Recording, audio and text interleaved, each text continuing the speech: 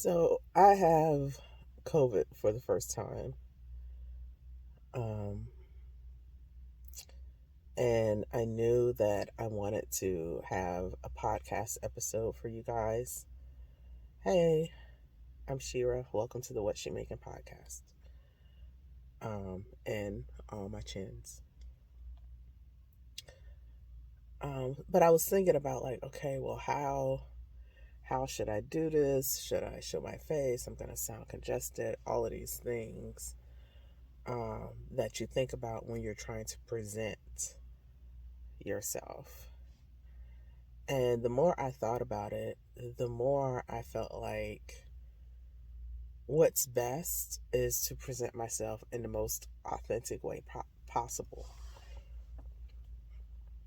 So instead of the fake it till you make it notion, um, I'm just going to be authentic until I make it. Um, at the time of this recording, I don't have I just started really, but I don't have like hundreds of thousands of views. And somebody, probably a bot, posted on one of my videos something about that's charming.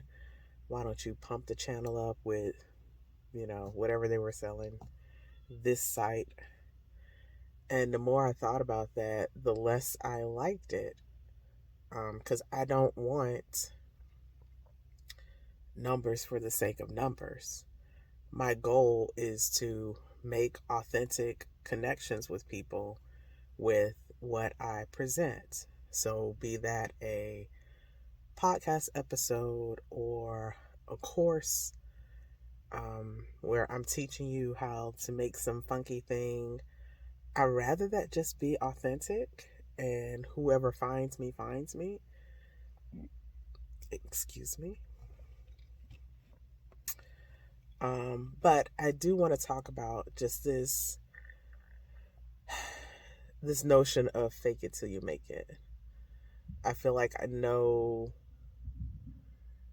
having had a several brands, actually handmade businesses, the the directive that would be put out by all the quote unquote gurus and professionals would be, oh, well, your labeling has to be perfect, your packaging has to be perfect, how you present yourself has to be perfect, your business cards have to be perfect, your website has to be perfect, the way you interact with people has to be perfect, your customer service has to be perfect. And it's a lot of pressure.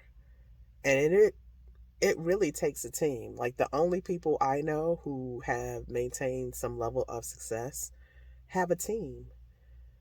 Um, but here we are out here in, circa 2005 Etsy, trying to do all the things and wondering why, it just starts to feel fake after a while.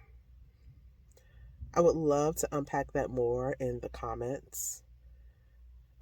Showing up authentically versus showing up perfectly, because none of us are perfect. Like, that's just the bottom line of it, the end all. Like, you're just not going to be perfect. You're not going to really have all the I's dotted and T's crossed, especially if you don't have the growth or the budget to support that kind of attention to detail. I used to beat myself up about this all the time. Like, why I had list on list on list on list. I was a email subscriber to every guru's site about how to get growth, how to do this, how to have the perfect Etsy shop, how to have the perfect handmade business, how to quit your day job, all of those things. And all it really ended up doing was taking the joy out of the creativity for me. That's it. That's the only thing that it did for me. I mean, it was nice to, like, oh, my labels are this way, or I have this a certain way. Like I could maybe get, 3 out of 10 checklist marks off my list. But there would be something that I wasn't quite able to find enough hours to do, and several things really that I couldn't do. I couldn't do. I used to use Fiverr quite a bit and tried my hand at virtual assistants, trying to build a team. But even that has some level of, at least for me, that had some level of inauthenticity. So I'm gonna be Shira from What She Making. I'm going to grow slowly, um, if at all. Y'all, if it's just 10 of y'all out there who connect with me and this does something for you, and you are, you felt seen or heard in your soul, then that's fine by me. But by no means do I want to sacrifice authenticity for the sake of perfection. And I see artists after artists do it and then get burned out. I got burned out. So comment below if you have, found a way to hold that balance, to hold that, um there's another word I'm looking for, but balance will do. Just kind of tread that line of, I'm going to be authentic. I'm going to do what I can. If I'm able to develop a team, then so be it.